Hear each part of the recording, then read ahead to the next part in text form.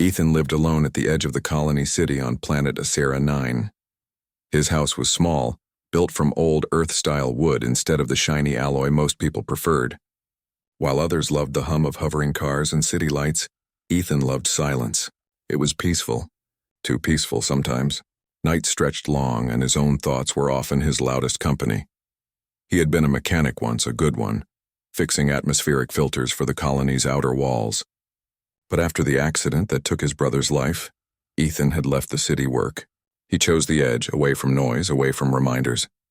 He survived by repairing machines for nearby villagers, trading services for food, parts, or sometimes just silence. One late evening, the knock came. A heavy one. When Ethan opened the door, he found a man half-drunk, his clothes dusty, his breath reeking of cheap synth wine. Behind him stood a small girl, no older than 20, holding a tiny bag. Her eyes darted around, curious yet cautious. The man grinned, his voice slurred. "You're Ethan, the human mechanic, right? Heard you needed help around this place." Ethan frowned. "Who told you that?" The man wobbled. "Everyone says you live alone, don't talk much. Thought maybe you'd like someone to keep the place clean. My daughter here, she's quiet, works hard. Deaf, yeah, but she's good." He nudged the girl forward. "You give her a roof and meals, we're even.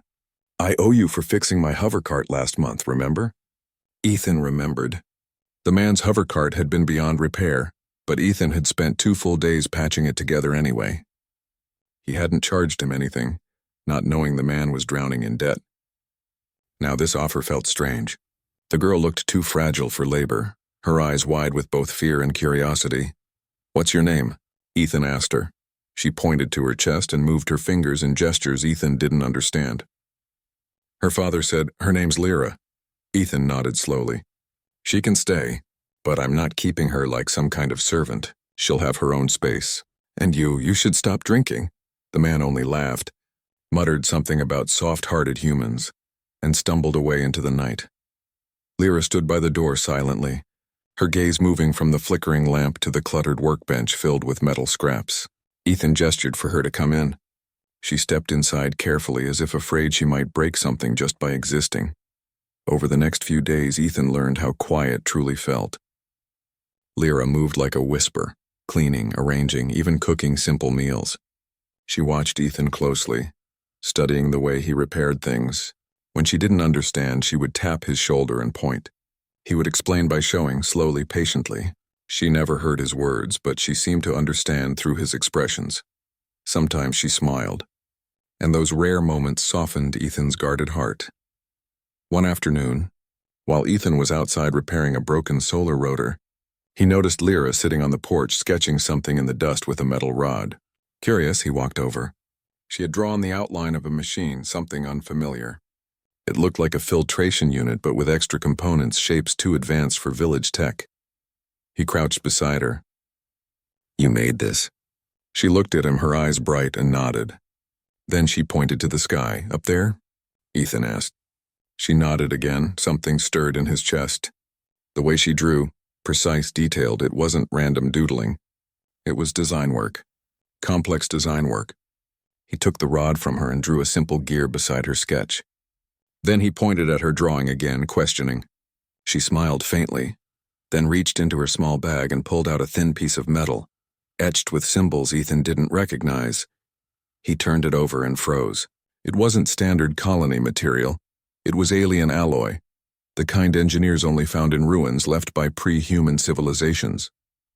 "Where did you get this?" he asked. She couldn't hear him, of course, but she seemed to sense his confusion. She touched her chest again, then pointed at the alloy. "You?" he mouthed, pointing at her, then the metal. She nodded slowly. Ethan felt his skin chill. The idea was absurd. She was just a villager's daughter, or so he thought. But that piece of alloy was from an origin he couldn't place. That night, while Lyra slept in the spare room, Ethan sat at his workbench, studying the alloy under his lamp. It shimmered faintly, almost alive, changing hue when touched. The symbols seemed to shift under light. He had seen many strange things as a mechanic, but nothing like this. His curiosity wrestled with logic. He wanted to ask her more, but how? She couldn't hear him, and he didn't know her gestures. Yet something in her eyes told him she wanted to be understood. The next morning, he tried to learn. He found an old datapad and downloaded a basic sign language guide.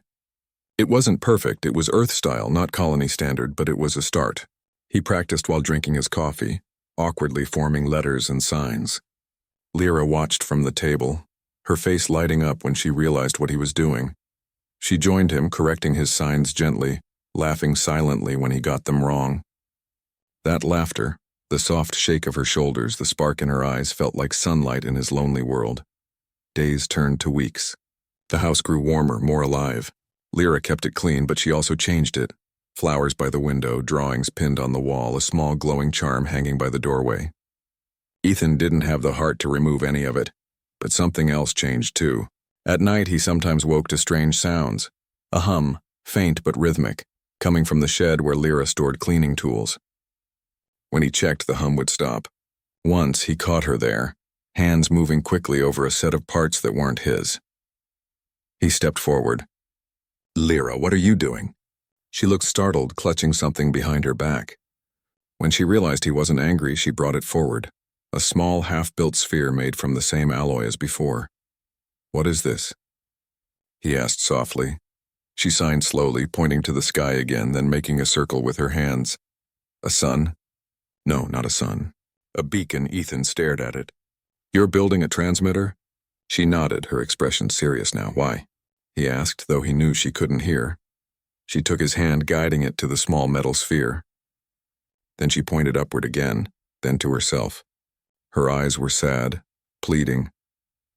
"You're trying to call someone," he realized. "You're not from here." That night Ethan couldn't sleep. His mind ran wild. A deaf girl gifted with alien metal building a beacon. Could she be part alien herself? Or maybe her father wasn't really her father. The next morning, when Ethan asked her again where she came from, she shook her head, tears glistening in her eyes. She signed something he couldn't fully understand, but he caught one part clearly. "Father sold me." Ethan's stomach twisted. The drunk man, he hadn't brought her for kindness. He had traded her away, maybe for debt, or maybe to hide her. That evening, when the sun dipped behind the colony walls, two figures arrived on hover bikes. They wore dark cloaks, their vehicles marked with a strange insignia, one Ethan had seen before on old off-world relics.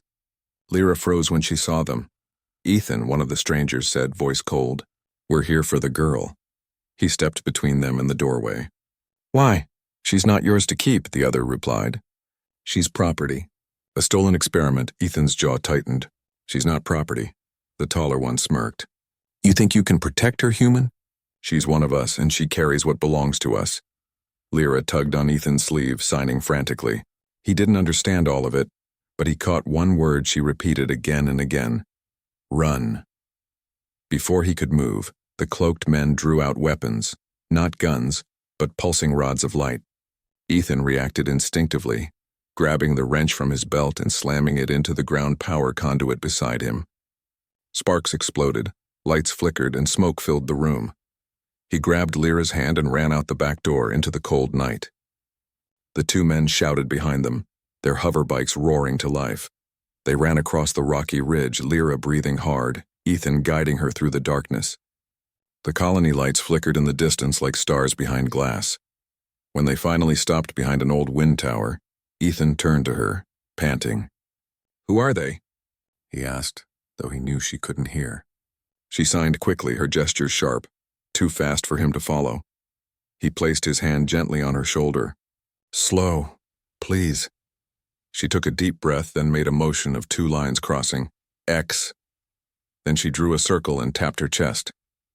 He frowned, trying to piece it together. "You're from the Zorai?" he guessed. It was a name he'd read in ancient colony records, an extinct alien species, or so the scientists said. She nodded, tears falling freely now. Ethan's heart pounded.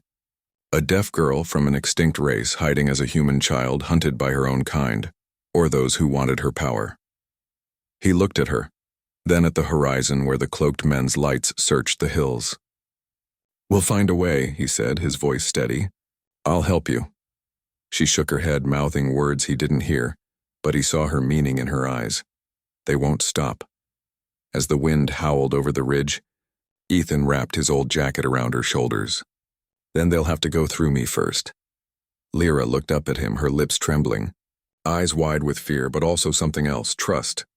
For the first time, someone wasn't turning her in or running away. The searchlight swept closer. Ethan tightened his grip on the wrench, his pulse hammering. Lyra reached into her pocket and handed him a small glowing shard, the same alien alloy now pulsing faintly. She signed one word, protect. He took it. The wind tower creaked as the night deepened. Ethan sat beside Lyra, his breath fogging in the cold air. The lights of the searchers were still visible in the valley, sweeping like the eyes of machines that never slept. He knew they couldn't hide here for long. Lyra sat with her knees pulled to her chest, clutching the glowing shard she had given him earlier. Its light pulsed gently like a heartbeat. She seemed calm even though fear still flickered in her eyes. Ethan couldn't understand how someone so young could look so composed while being hunted. He watched her for a moment, then whispered, "We can't stay here. They'll find us." She looked at him, then pointed to the shard, making signs with one hand. Ethan didn't fully understand, but he caught a familiar motion. She wanted to fix something. He nodded slowly. "You want to finish your beacon?" She smiled faintly and nodded. Ethan sighed. "If we can find the right tools, maybe." He glanced back toward his workshop in the distance, now a dark smudge against the horizon. "Everything you need is there." Lyra touched his arm and pointed toward the direction of his home. Then she drew a small circle on the ground, marking a path, and looked at him expectantly. "You're saying we go back?" he asked. She nodded firmly. Ethan almost laughed in disbelief. "You're braver than I am." Before the dawn, they started their quiet journey back through the shadows. The colony was half asleep, its patrol drones still circling high above. Ethan knew the cloaked men were still searching, but he trusted the narrow paths along the ridge. They moved carefully, avoiding open ground until they reached his house just as the first light touched the clouds. The door creaked softly when Ethan pushed it open. Inside, everything was as they left it. Tools scattered, chairs overturned, dust still in the air. Lyra moved quickly to the shed, pulling out the small pieces she had been hiding. Ethan followed, setting up a few lamps. "What exactly are we building?" he asked, though he knew she couldn't hear. She gestured for him to help, pointing to a series of components and wiring them together. He recognized some parts, energy converters, power coils, but others were beyond his understanding.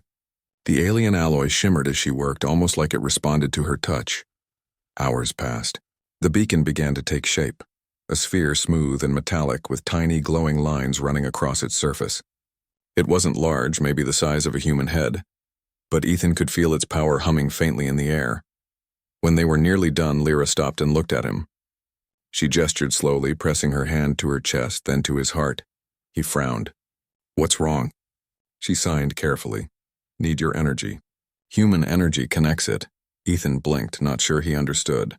But when she handed him the shard, he felt the warmth again. She guided his hand toward a slot in the beacon's surface. "You want me to place it inside?" he asked. She nodded. As soon as the shard slid in, the beacon came alive. Light spilled across the walls and a low hum filled the room, vibrating through their bones. Lyra's eyes glowed faintly for a moment, her hands trembling as she touched the device. Then, a holographic image flickered above the sphere, shapes, symbols, and finally a map of stars. Ethan stared in awe. He recognized Earth's position and the colonies, but there were other dots too, unknown systems marked with glowing red lines. Lyra reached toward the projection and tapped one of the distant points. Then she looked at him, her expression full of longing. "That's your home," he whispered. She nodded slowly. The image changed again, showing fragments, memories maybe. A silver city floating above the clouds, people with eyes that glowed like hers and machines that looked alive.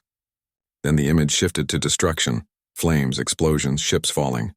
Lyra looked away, tears sliding down her cheeks. Ethan realized he wasn't just helping a girl call home. She was the last of her kind trying to reach a world that no longer existed. Before he could speak, the sound of engines echoed outside. He froze. Through the window, he saw shadows moving, 3 hover bikes and a transport crawler approaching. "They found us," he muttered. Lyra looked up sharply. She signed something quickly, too fast to follow, but Ethan understood the urgency. She wanted to activate the beacon before they could destroy it. He moved to the door, grabbing his old plasma wrench, the only weapon he had. The metal felt heavy in his hands. "Do what you have to," he said. "I'll hold them off." Lyra hesitated, shaking her head. She signed no again and again, but he only smiled at her. "You brought me back to life, Lyra. Let me do this one thing for you." The door burst open. The cloaked men stepped in, their weapons glowing with pale blue light. "Step aside, human," one of them said. "The girl is coming with us."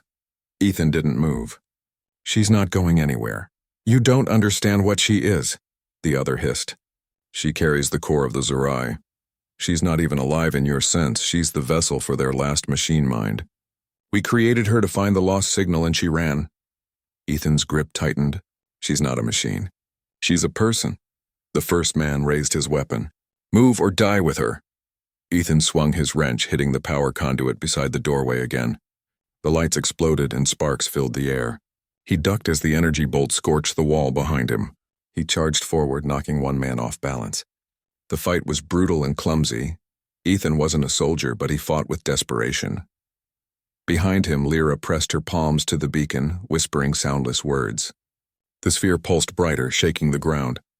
The men turned toward her, shouting warnings, but it was too late. A surge of energy erupted from the device, throwing everyone back. The entire house shook. Ethan hit the ground hard, his vision blurring. When he looked up, Lyra was surrounded by light. Her eyes glowed, her hair lifted as if in wind that wasn't there. The beacon floated beside her, its lines spinning faster and faster. Ethan tried to reach her. "Lyra!" he shouted. She looked down at him, tears falling, but she smiled. She signed one final word, "Thank you." Then the light expanded, swallowing the house, the men, everything. For a moment there was silence, true silence. When Ethan woke, he was lying in the ruins of his home. The roof was gone, replaced by open sky. The machines were melted and the air smelled of ozone. His ears rang faintly. The men were gone. Only dust and broken metal remained. He sat up slowly, his heart pounding. The beacon was gone too. Only a small fragment of the alloy lay beside him, glowing weakly. He picked it up, his hands trembling. "Lyra?" he whispered, no answer. Just the wind. He stood and stumbled outside. The sun had risen fully now, painting the sky orange and gold. For a long time he stood there, staring at the empty horizon, feeling a hollow ache in his chest. Then something shimmered above him. A soft beam of light cut through the clouds, descending silently. Within it, faint words appeared, symbols forming slowly until they resolved into shapes he could read. It was her handwriting projected by the remaining shard. "Ethan," it read, "you gave me a home. You treated me as human when I was not. I'm going where I belong, but I will remember you. The light of my world now carries your heart." The message faded. The light rose higher and higher until it vanished into the sky. Ethan held the shard close, feeling its faint warmth pulse against his chest. For a long time he didn't move. He knew she was gone, but not lost. Somewhere out there beyond the stars, she was free. Weeks passed. Ethan rebuilt his house slowly, piece by piece. The loneliness returned, but it felt different now. Softer. Every time he looked at the stars, he felt less alone. Then one evening, as he worked outside, his tools flickered, every piece of metal humming faintly like before. He looked up and saw a light falling from the sky, streaking across the horizon. It wasn't a meteor. It was too controlled. It slowed, hovering for a moment before fading into the distant hills. Ethan's breath caught. He knew that feeling. The strange vibration in the air, the warmth that touched his skin. He dropped his tools and started walking toward the hills, not sure what he would find. It took him hours to reach the crash site. Smoke rose from a shallow crater, glowing faintly. As he stepped closer, he saw a small, smooth pod, its surface cracked but still alive with light. The door hissed open slowly. Inside was a small sphere, like the beacon, but newer, smaller, shining with calm, blue light. He reached out and touched it. A hologram flickered above it. A face formed from light. It was Lyra. Her image smiled softly. "If you're seeing this, I made it," her voice said, clear and human, though he knew it was only a recording. The signal reached the last station. "My people. They're not all gone. I found them. But I can't return to Asera 9 again. They fear humans, but I told them about you. About kindness. About what it means to be more than what we're made of." The image flickered, her eyes shining. I left this piece of me for you, so you'll never be alone again. The projection ended. The sphere dimmed, but its core still glowed faintly. Ethan held it close, tears welling in his eyes. He carried it home and placed it on his workbench, where it pulsed gently in rhythm with his heartbeat. The nights didn't feel empty anymore. The silence no longer hurt. It was full of memory, full of meaning. Sometimes when the wind blew through the trees, he could almost feel her beside him, quiet but present, her invisible laughter echoing softly in his mind. And whenever he looked at the sky, he smiled, whispering, "You're not gone. Lyra, you just went home." Above Asera 9, a new star twinkled faintly, one that hadn't been there before.